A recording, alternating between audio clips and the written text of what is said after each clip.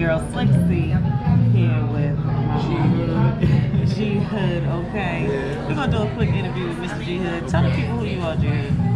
G Hood, born and raised Northeast Baltimore. I'm an audio engineer. I'm a clothing line designer. I'm a college professor. What? Yeah, I'm a college professor at CCBC. I run an audio technology program. I'm a little bit of everything. A little bit of everything. I know that's right. Tell us more about the college professor thing. I would say that kind of shocked me the most. So how long have you been doing that? I've been a professor since 2013.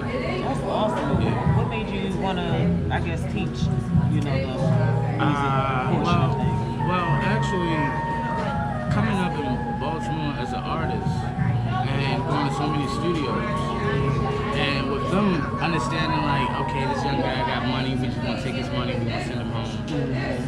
I didn't like how that went, so I decided to go to Morgan, right, for music business. I mean, not for music business, for business marketing. Okay. And they used to make us wear these jackets every Wednesday. Business Wednesday, you gotta wear a jacket and a dumbass lapel pin. I didn't like it. I didn't like it. So one day I'm sitting up in class sweating like Not sweating. Like, my bad, can I curse on that? Yes, you can. Alright, well, fuck it then. So I'm sweating like a motherfucker, right? And I'm sitting there and I'm thinking to myself, I'm like, when I own my business, do I want to be that guy in the suit?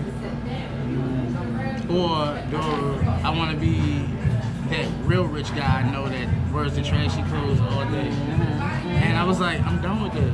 Yeah. Like, I'm done. Yeah. It's HBCU. My teacher that teaches U.S. history is like from Nigeria. I can't understand nothing he says. Like, so I went on pursuit for music, and I ended up at a school called SAE.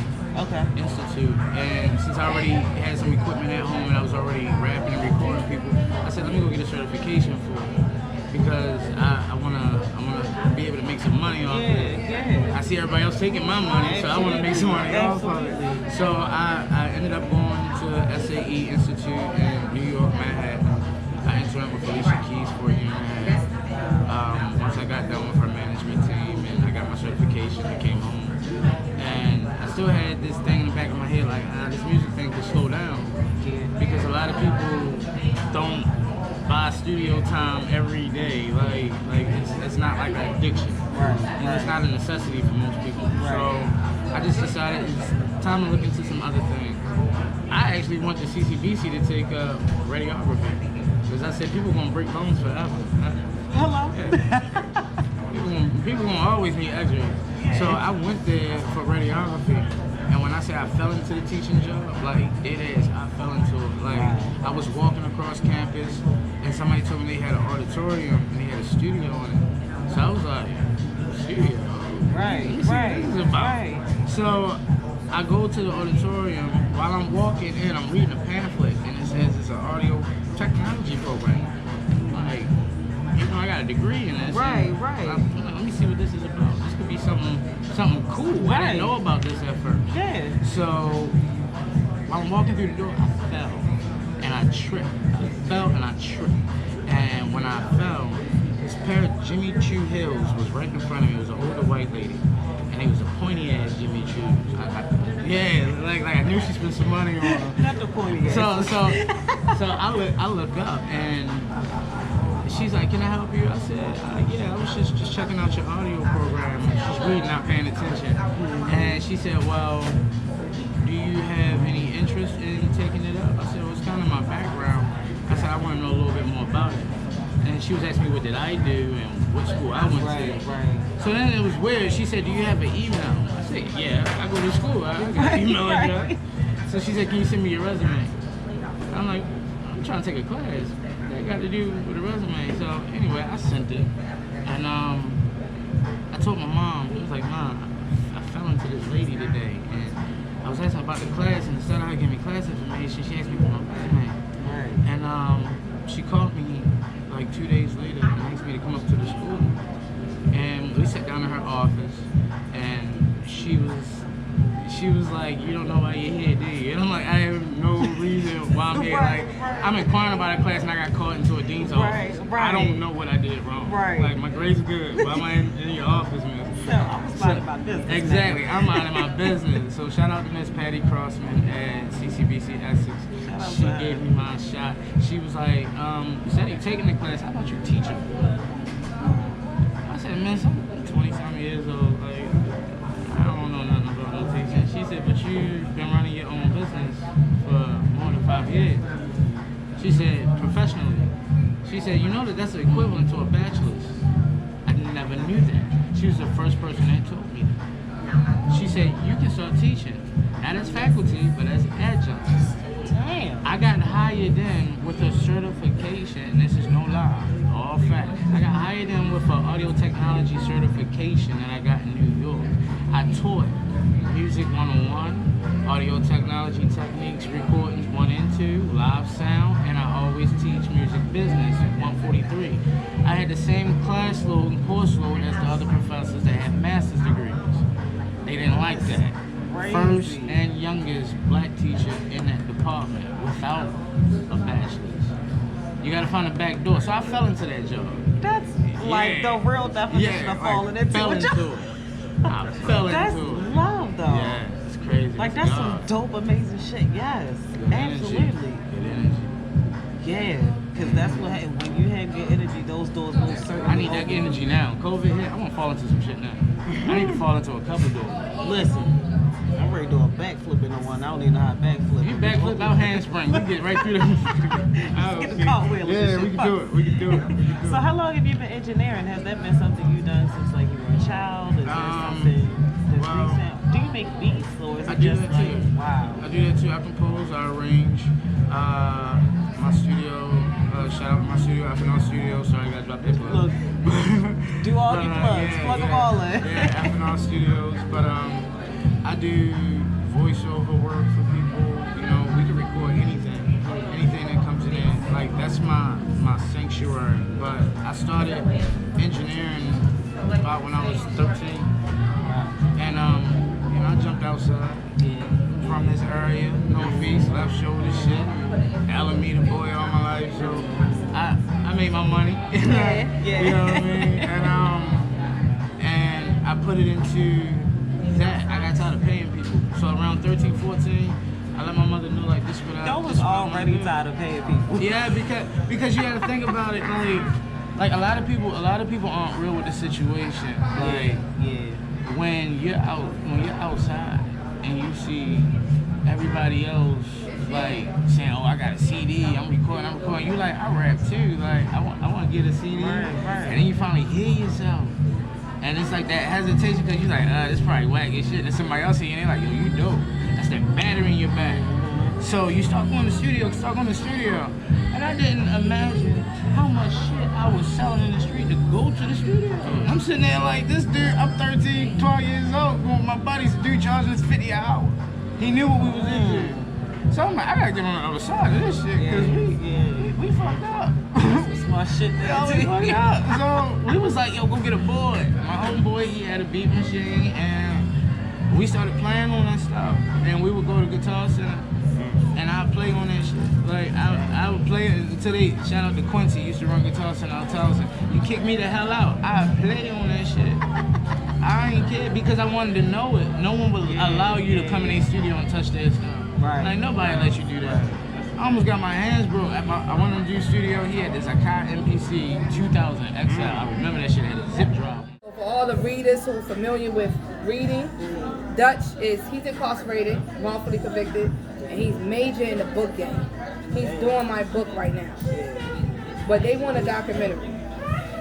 So it's a lot going on, but I got the transitional housing, and one of my rules, I'm not even gonna call it a rule because that's disrespectful, but one of the activities that they must do is go to therapy once a week, because you coming home. And I'm only dealing with guys and women who did 10 years or longer. Recidivism shows 80% stay home when you did 10 years or longer in prison. So you gotta go to therapy though. You gotta detox from that BS. So as long as you're in my program, and I'm not even gonna call it therapy to them. Right. We're gonna probably call it rap session. Or we going to the mission. You know what I'm saying? Something different. Because a lot of different words are triggers. That's a fact. Just like when the guy who come clean up my store, he used Fabuloso. I'm in there typing. I was like, that's Fabuloso you putting on my floor? He was like, yeah, he was scared. I was like, that's a trigger. Yeah. Snuff that shit the whole time I was in jail. Get that shit out of here. Get it out of here now. Pour it out. Get it. I don't care what you gotta do. I don't want it in here. He was like, oh my goodness. Yes, let's go. I know that's right. And I had to tell my mother, don't you ever buy that again. What is you doing? Like, that's the jail cleanup. Yes. I instantly knew. I said, it's purple. Yeah. I instantly knew what it was. Don't bring that nothing purple in here and cleaning supplies. They all smell the same. I don't want it. So it's triggers. So we gotta watch the triggers. And that's what people don't understand. You don't know what people going through. You don't know what's happening. And a lot of stuff are triggers, directly or indirectly. That's a fact. So my guys and these women have to come home and they gotta go to the rap session and get detox. And I'm only having black therapists. And the people that work in the transition homes are only formerly incarcerated individuals. I know that's right. I can't have nobody who never been in jail To working with people who just been in. You can't understand what we went through. You had no idea. Personally, or you're gonna be offended. None of that stuff. So we have to understand what we dealing with here. And that's what I'm dealing with. I'm opening that up, that shit. Yeah. It's going down. It's going down. I got Cigar Lounge coming in like 2 years. Listen, out here doing I'm shit. out here. Like, it's all kind of stuff going on. See, people don't know the average millionaire got 7 streams of income or more. Yep. I'm on 4. And I'm gonna take a sip on that. Okay. I'm on 4. Was there anything else you want the people to know about you before we grab this? What you want the people to know? I'm gonna ask you this question. Out of all the authors that you play here, like as far as the ones that you know from the prison system and stuff like that, who's your favorite one? From the prison system? Whose book touched you the most? We got the homie Delmar Player. Shout out to Player, man. Player wrongfully convicted too. Damn. Out in Cumberland. And it's crazy because they just informed him a couple months ago that he's been eligible for parole for 7 years. So you mean to tell me you left this man sitting for 7 years, counselor, and parole commission, and no one knew? I got beef with that. Oh yeah. And I said, we're going to sue them, we're going to get this bread. Oh, That's yeah. stupid. You know what I'm saying? That's So shout out to Delmar. Shout out to the Anthony Fields. Shout out to Mike, the homie Mike out in LA. He got like 8 books over that joint. Damn. It's so many of them. The gorilla 1, 2, 3, and 4. His name is Akari. It's a whole bunch of them in here. Yeah. I'm putting them in position. Yeah. Donald Reynolds, Donald Pevia. It's a whole bunch of them in here. It's a bunch of them in here. And they making money. I was about to say it for the ones that's not coming home, let's just feed their family. It feeds their family. It feeds their family. You think the government, like Anthony Phil got a beef right now with the feds, the federal government, because them suckers taking his money because they found out he making money off the books. So that's what I'm saying. So we could get more men and women to come home and go straight to Congress and be a politician. We could get some of this shit settled, straight up and down. Yeah. You understand? Because 10 years ago, it was only 5 private prisons. Now it's over 100. I was about to and they are say, projecting over 300 in the next 10 years. And the private prisons are the unsafest. So let me give you some knowledge real quick. Shit. Because when you're dealing with these private prisons, it's 6% of the major corporations are invested in private prisons. So they Whole need people. Foods, Shit. McDonald's, Starbucks, Wendy's, all the banks, BP gas station, I think Amoco, don't quote me on Amoco, but it's some other gas stations on that list. The list is lit. Of them like funding private prisons? Yes. And I need black people to understand that the Michael Jordan that's invested in private prisons is white and not MJ NBA. She said just to clear that up for the people. I'm tired of people saying, I'm not buying his sneakers, he invested in prisons. First of all, you never even supported your homie when he went to prison. And And half of y'all probably snitched on him, that's why he's there. hello. Hello? And you talking about Michael Jordan? Or come and visit See, we don't him know how to or look at none of our that own shit. dirt before you try to dirt somebody else. That's a fact. Relax. That's a fact. Especially in this. MJ never invested in private prison. It's a white man, and you could Google him. I'm about to say, He's if they dusty really and did that old like the research, rest of them. Yeah. If they These did that colonizers are serious. So we gotta know our research. The average reader in America is on a 5th to 7th grade reading level. So we gotta do more, and we gotta do better, and we gotta research. Stop being media driven. That's part of my t-shirt. I got a t-shirt line with State vs. Us magazine. One of my quotes, don't be media driven. Research. You got Google. Some shit I didn't grow up with. And as adults, we don't use it enough. Right. You use it for the fuck shit. Like what's next in the music industry and what's next in the next sneakers and the clothes. But you refuse to do some real research on black people and indigenous people and how these colonizers stole this and how we built this shit on our back. So we gotta stop playing with each other. And we gotta understand that so what our product higher than that product. We don't have the same opportunities to be lower.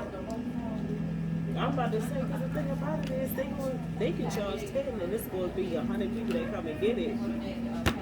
I'm going to charge 10 and it's going to be like 10 of y'all that come and get it. I got to figure out a way to make it work for me. Black people are raised to go to school and go work for them colonizers, 9 to 5. Them colonizers are raised, come in the home. Learn this, come into business, learn this, and you're going to be the future CEO of this business. You see it all the time on TV. That shit for real. So in this store, my son work here, my little brother work here. They 17. They know inventory. They know inventory. They know how to run this store without me. They know what it costs to get this and what we need to make to go off of that. They know payroll. They know all that stuff. Because we teach in generational wealth, something black people rarely do. You know what I'm saying? So that's my goal, is to teach them. And this is a franchise. So this ain't the first one. We ready to populate another one next year. Another business? Yeah. Every reason's a franchise. We about to populate. I'm gonna populate 2 or 3 more in Baltimore, and then I'm moving out to New York and Philly and LA. I'm here for all of that. Listen, okay, tell the people where they can follow you on social media so I can catch up too. My personal page is Miss Connoisseur. That's MZ_Connoisseur with a K. Okay. KONNOISSEUR. Shout out to my sis Monty. She named me that. Yeah. That means a person that jack of all trades. Yeah. You can follow the bookstore at Urban Reed's Bookstore everywhere, and State VSUS everywhere. And that's how I answer all social media right now.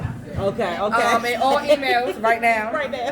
Till I find me some interns, because I gotta find interns. I gotta do all that stuff. So I'm about to say, because you're getting busy. Yeah, I'm getting busy. Adding to the plate. yes, I'm So adding. you definitely gonna need some. I'm out Can't here. be the one man army no more. Yes. Well, thank you so much for sitting down with us. It was a pleasure meeting you. I'm extremely, like I said, here for your journey, for your vision. I can't wait to see what you do. I appreciate it. All right. Thank you. All right, next day, I started researching self-publishing companies, and I started the brochure. I know that's right. That's how it came about, because it might still be sitting on my computer if it ain't come. Right. So how long was it sitting on your computer? Was it like In some total, months? let me see, my dad passed in 2018, so I wrote it in 2018. And it's just being released. Yeah. I mean, timing is everything. I think, for me, I think everything happens in perfect time. Absolutely. And the way it's supposed to, and although the quarantine has, been really traumatic and detrimental in some areas, it's been a blessing in many other areas. Absolutely. Because I got the rest and, the focus that I needed to get these things completed, so it was definitely a blessing. Well, shout out to said friend in quarantine. I know. For sitting down and making you. Mr. Hardy, Mr. Robert Hardy, he's a dope actor. So talented. Yeah. So when he called me out the blue, I was like, this is nothing but a message from the Lord. Right. Because he said, come here, girl, because clearly you're not listening. it was just so out the blue. I was like so taken aback by it, like really like knocked the wind into me. Yeah. Not out of it, but into me. Like, you need to get the going. Yeah. And that's what I did. And then it's really been helping people too. Yeah, I've been getting such good feedback from it. Is that like the most rewarding part of It is like, everybody does something for a certain reason. Like, I really did this book to help people. Like, it helped me.